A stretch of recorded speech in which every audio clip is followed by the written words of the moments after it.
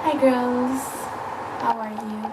So today we're going to be talking about the directed writing tasks. Okay, you said that you had some problems related to sort of determining the tone and register that you wanted to use and how to determine what extra information you should put and what you shouldn't. So first we're going to focus a bit on tone and register, and the next video will be focusing on the extra details you want to put in. Okay. So directed writing task, it's called directed writing because you're already given the directions that you have to follow, right? Pretty self-evident. Okay, there are basically 6 points that you're going to be graded on. First of all is a clear understanding of the purpose, awareness of situation and audience, the format, the points. Those 3 bullet points, are they developed in detail? Have you added extra information? Are all 3 developed, or only have you just developed the first 2 and maybe forgotten about the last one? Is the information that they give in the first paragraph used accordingly? Is it justified? The extra details that you're putting in, do they match them, or are they going on a different tangent? And the last one is your tone and register, are they appropriate or not? It's basically the information that you can get from the question is who you're writing to, your audience, why you're writing it, the situation, and what you're writing. It's basically the purpose.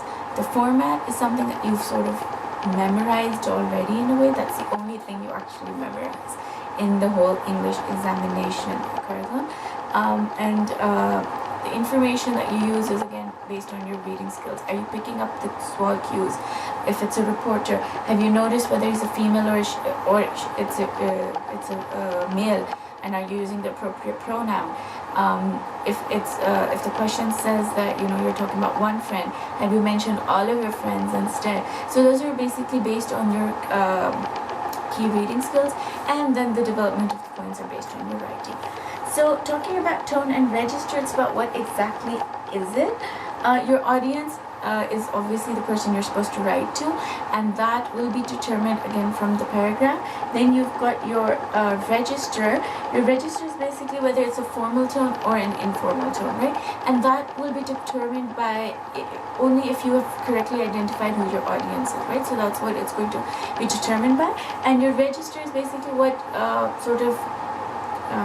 so your tone is basically what is the setting of your writing. Are you using a humorous register? Are you using a serious one? Remember the link I sent you? Just go through that. It's got many registers that you can sort of pick up on and use them. Sometimes, for example, if you're talking about something that might require a sarcastic register, you're talking about an argument that you're in favor of but is considered to be a negative one, so use a sarcastic tone to describe it. You're talking to your peers about certain amendments that have been made or an incident, so you might want to have a humorous register there, right? So that would depend again on the situation that you're writing about. So that's basically about your situation, about your register, tone, and your audience, and you need to work accordingly to get that. Okay, so at the moment, if you sort of look at the work that you have done, you're mainly at the band 3 and above.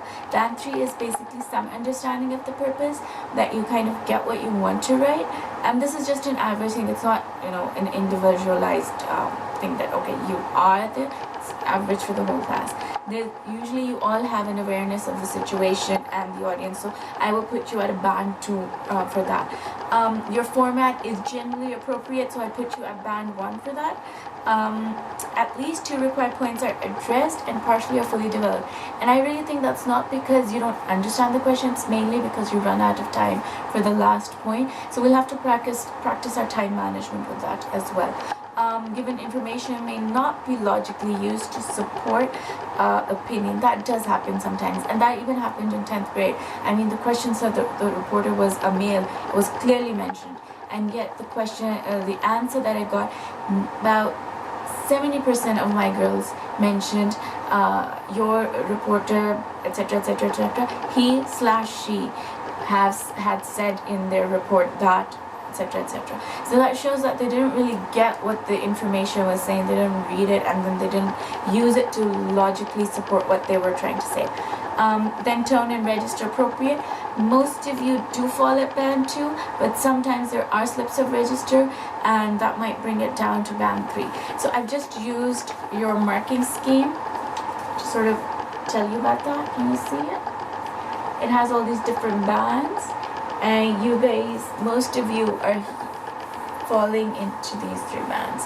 So for the next assignment that we do, what I want you to do is, when we completed the word, match what the comments that you get, the feedback that you get with the marking scheme. It's in your textbook as well, and try to just focus on the things that you know you fall in band 2 and band 3, and then try and bring those up to band 1, because the ones where you're already getting band 1, that means you're pretty good at them at the moment. So let's just focus on the band 2s and band 3 points, bring them up, so that in the finals we can get a better grade. Okay.